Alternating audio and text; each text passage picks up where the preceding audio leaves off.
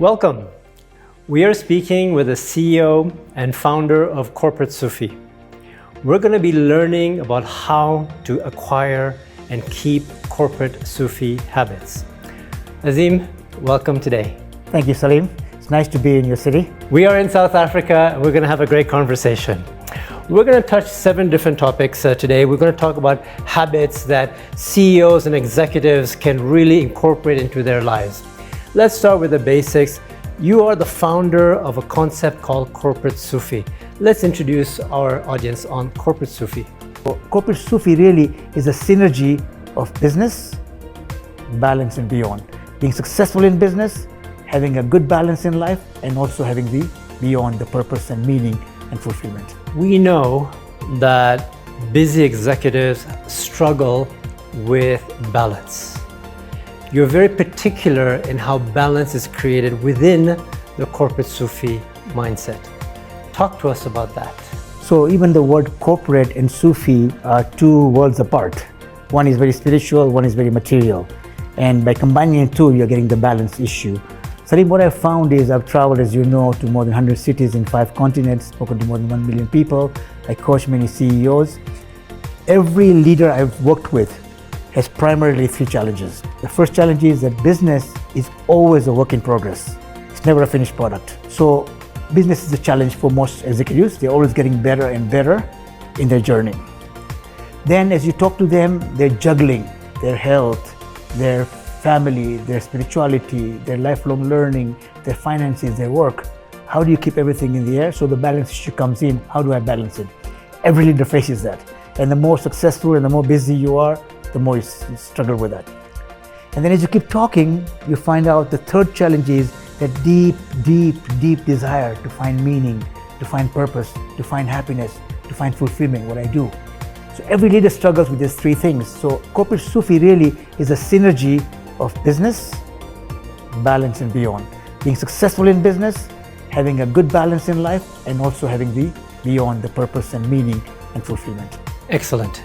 It sounds very simple, but as an entrepreneur, it doesn't work like that. Life is not so simple that I can just put buckets. There are times I have to focus on my business.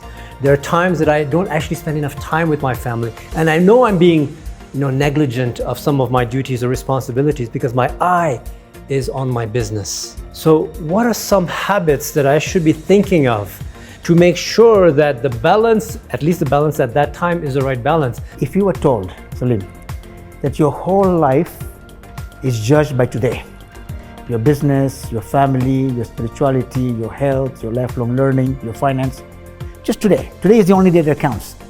And if you take each day as one day at a time and wake up in the morning and say, today is going to be the best day of my life.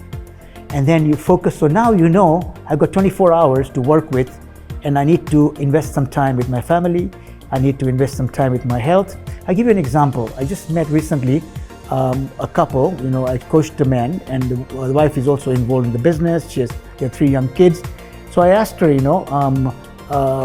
if they could do one thing in your household that would be the biggest impact, what would that be? So she said, I would give nutrition to my kids. That's very important for me. I said, if you could do 2 things in your family, what would you do? She said, play with the kids, because I'm always chores, and I'm always playing with them. So they look at me as a taskmaster as opposed to somebody I want to love and play with and have joy with. I said, if you do 3 things, what would you do? She said, put them to bed and tell them stories, or put them bedtime reading. These 3 areas are the ones you focus on. So now it's so simple for her to do 3 things as opposed to worry about 40 things I'm doing every day in my household. So if you're looking at today as the most important day of your life and you structure your day in such a way, less becomes more.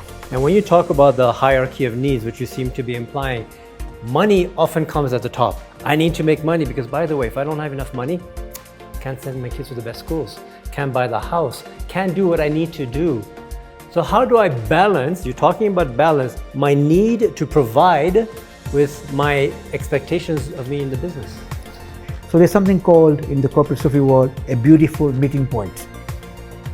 The beautiful meeting point is your vision is so clear that somebody wakes you up at 2 in the morning, you can tell them. So the beautiful meeting point is the vision is there and yet I'm in the moment, and that both are aligned, and that's the beauty, that's the power. So we're going to be talking about 7 habits. What is the one habit we're going to take out of this first session? So the first one is about balance, right? And we're talking about how do you inculcate the habit of balance. So I think first of all, realize that there are many aspects of your life.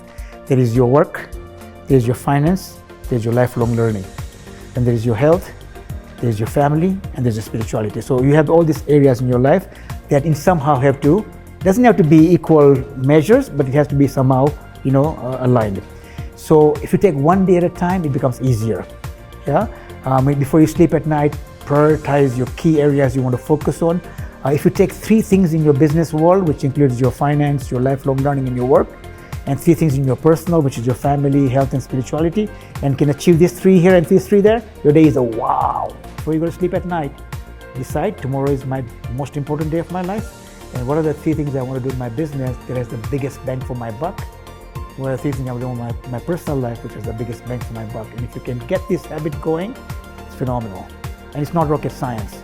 All you have to do is to make sure that you evaluate your day by day, what you're learning and what you can do better. You benefited from the 7 habits we've talked about with Salim and myself. And they are life-changing habits. And if you implement in your life, it can be a huge benefit for you. It's been a huge benefit for me. They are not easy to make it as natural as breathing and become a master at it.